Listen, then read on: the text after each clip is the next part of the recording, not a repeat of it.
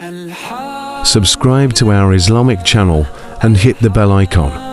Seek guidance from Maulana Ikramullah Afi on any Islamic issues. زکریا علیہ السلام کی دعا کا ذکر ہے. آپ نے خفیہ دعا کی، چپکے سے دعا کی. ہم تو دعا کرتے ہیں نا، باب اللہ کرتے ہیں اونچی اونچی آواز سے. فرض نماز کے بعد اونچی آواز سے دعا نہیں کرنی چاہیے. امام مسجد بھی کرتے، زور زور سے دعا کرتے ہیں. یہ نہیں دیکھتے کہ بھئی سلام کے بعد جن کی رکھتے رہی ہیں وہ کھڑے ہیں بیچارے، اور وہ اب اپنی نماز میں مشکل میں پھنس گئے. مولوی صاحب اونچی آواز سے بول رہے ہیں اور سارے آمین آمین کہہ رہے ہیں. اس لیے فرض نماز کے بعد ایسی دعا. اللہ رب العزت تو سنتے ہیں نا، وہ تو دلوں کے بھیدوں کو جانتے ہیں. جو دعا جتنی آہستہ ہوگی اتنی ہی قبولیت کے قریب ہوگی. البتہ مجمع میں بیان کے بعد جو دعائیں ہوتی ہیں وہ چاہے اونچی ہو جائیں، ان میں کوئی حرج نہیں ہے. حضور صلی اللہ علیہ وسلم نے اونچی بھی مانگی، آہستہ بھی مانگی. زکریا علیہ السلام کی دعا بالکل آہستہ اللہ نے سن لی. اور دعا کیوں کی؟ کس چیز کی؟ بیٹا مانگ رہے ہیں. کب مانگ رہے ہیں؟ 90 سال کی عمر میں، جبکہ بیوی 5 ہو چکی ہے. زکریا علیہ السلام بوڑھے ہو چکے ہیں، شیخ فانی بن چکے ہیں، کمزور ہو چکے ہیں، اور دعا مانگ رہے ہیں. کیوں مانگی؟ مریم علیہ السلام کو مسجد اقصی کے محراب میں بیٹھے مانگتے ہوئے دیکھ لیا. مریم علیہ السلام کو مانگتے ہوئے دیکھ لی، بالکل چھوٹی بچی. جب حضرت زکریا علیہ السلام کی نظر پڑی تو ان کی جھولی میں پھل تھے بے موسمے. بیٹا یہ کہاں سے آئے؟ عند اللہ، اللہ کی طرف سے آئے ہیں، میں نے مانگے ہیں تو اللہ نے دے دیے. تو فوراً سجدے میں گر گئے زکریا علیہ السلام. اے اللہ، اس معصوم بچی کو تو بے موسم پھل دے سکتا ہے، اس کے مانگنے پر تو مجھے مانگنے پر بے موسمی اولاد کیسے نہیں دے سکتا؟ کچھ جملے ہی ایسے تھے کہ بس اللہ رب العزت نے خزانے کا دروازہ کھول دیا اور بشارت مل گئی کہ ہم آپ کو بیٹا دیں گے. اس کا نام بھی ہم نے رکھا ہے یحییٰ، اور اس کو نبی بنا کر دیں گے. وہ یحییٰ نہیں، یحییٰ علیہ السلام ہے. وہ نبی بڑی صفات کے مالک تھے.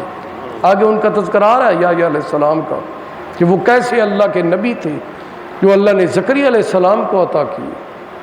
تو مریم علیہ السلام، پھر سورہ مریم میں مریم علیہ السلام کا ذکر کہ فرشتہ آیا، آپ کنواری تھیں، شادی شدہ نہیں تھیں، اور فرشتے نے آ کر آپ کی آستین میں پھونک ماری اور پیٹ میں بچہ آ گیا. عیسیٰ علیہ السلام آ گئے. پھر عیسیٰ علیہ السلام جب پیدا ہوئے تو قوم نے آپ پر الزام تراشی کی کہ نکاح ہے نہیں اور بچہ کہاں سے آ گیا، یہ تو بدکاری کی ہے، نعوذ باللہ. تو عیسیٰ علیہ السلام 1-2 دن کے بچے پنگوڑے میں تھے اور بول پڑے، انی عبداللہ، میں اللہ کا بندہ ہوں، وہ امہ صدیقہ، میری ماں سچی ہے. یہ اللہ کی قدرت کی نشانی ہے کہ مجھے اللہ نے بغیر باپ کے پیدا کیا. اس لیے عیسیٰ علیہ السلام کو روح اللہ بھی کہتے ہیں، کلمت اللہ بھی کہتے ہیں. آپ اللہ کا کلمہ ہے. لا الہ الا اللہ عیسیٰ روح اللہ. اللہ تعالیٰ نے یہ خاص لقب عطا کیا کہ اللہ نے یہ روح ان کی ماں کے پیٹ میں داخل کی تھی، اس لیے یہ روح ہے. تو عیسیٰ علیہ السلام کی پیدائش قدرت تک اللہ تعالیٰ کی قدرت کا کرشمہ بنی. سورہ مریم کے بعد آگے سورہ طٰہٰ ہے. اس کی ابتدائی آیات میں موسیٰ علیہ السلام کا ذکر ہے. اور عجیب بات ہے، تمام انبیاء میں موسیٰ علیہ السلام کا ذکر 28 پاروں میں، صرف 2 پاروں میں نہیں ہے. 28 پاروں میں موسیٰ علیہ السلام کا ذکر. قرآن میں سب سے زیادہ موسیٰ علیہ السلام کا ذکر. تو موسیٰ علیہ السلام کے ذکر کی ابتدا یہاں سے ہوئی کہ جب اللہ نے فرمایا کہ اب آگے آ جاؤ. آپ تو آگ لینے نکلے تھے، وہ واقعہ آگے 20ویں پارے میں آئے گا کہ آگ لینے کیوں نکلے تھے، وہاں بیان کریں گے. آگ لینے نکلے تو اللہ کی طرف سے آواز آئی، قال اننی انا اللہ، میں اللہ ہوں، آگے آ جاؤ. فخلع نعلیک، اپنے جوتے بھی اتار دو، کیونکہ یہ وادی مقدس ہے، ننگے پاؤں چل کر آ جاؤ. کوہ طور کا واقعہ ہے.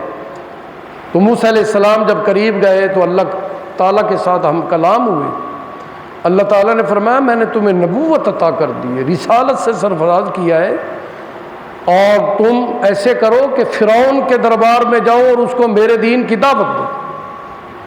تم میرے نبی ہو، میرے نمائندہ ہو، میرے ترجمان ہو، سفیر ہو، مبلغ ہو، جاؤ دین کی دعوت دو، میری الوہیت ان کے سامنے بیان کرو. یا اللہ میری زبان میں لکنت ہے، مجھ سے تو صحیح بولا نہیں جاتا، توتلا پن ہے، تو میں کیسے؟ میرے ساتھ میرے چھوٹے بھائی کو بھیج دیں، ہارون علیہ السلام، وہ بڑے فصیح ہیں، مجھ سے بات کرنا اچھے طریقے سے جانتے ہیں. تو اللہ تعالیٰ نے فرمایا اپنے بھائی ہارون کو بھی لے جاؤ، میں نے ان کو بھی نبوت دے دی. جاؤ دونوں نبی فرعون کے دربار میں پہنچو، سختی سے بات نہ کرنا، نرمی سے بات کرنا.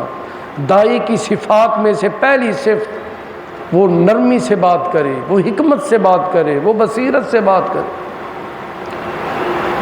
تو دونوں بھائی پہنچ گئے دربار فرعون میں، فرعون کے دربار میں پہنچے اور فرعون کو باتیں کی، لیکن فرعون نے آگے سے دھمکیاں دی. یا اللہ میری نبوت کی نشانی کیا ہوگی؟ کوہ طور پر باتیں ہو رہی ہیں. اللہ نے فرمایا تمہارے ہاتھ میں جو عصا ہے اس کو پھینکو. جو پھینکا تو وہ بہت بڑا سانپ بن گیا. فرمایا اب اس کو اٹھاؤ، جب اٹھایا تو وہ ڈنڈا بن گیا. پھر اللہ فرماتے ہیں کہ اس سے کیا کرتے ہو؟ موسیٰ علیہ السلام نے جواب دیا یا اللہ اس سے میں بکریوں کے لیے پتے جھاڑتا ہوں، جب تھک جاؤں تو ٹیک لگا کر میں آرام کرتا ہوں، اور بڑے بڑے کام اس سے میں لیتا ہوں. فرمایا کہ بھائی یہی تمہاری نبوت کی دلیل ہے، جاؤ دربار فرعون میں نبی ہونے کا دعویٰ کرو اور اپنی یہ دلیل دو، وہاں بھی ڈنڈا پھینک دینا ہے تاکہ اس کو پتہ چل جائے. تو ایسے ہی ہوا. تو اللہ رب العزت نے موسیٰ علیہ السلام کے اس واقعے کو بیان کیا ہے سورۃ طٰہٰ میں، آگے آخر میں تخلیق آدم کو بیان کیا جو پہلے بھی ہوئی. اللہ تعالی ہمیں عمل کی توفیق عطا فرمائے، اللہ تعالی اپنی محبت نصیب فرمائے.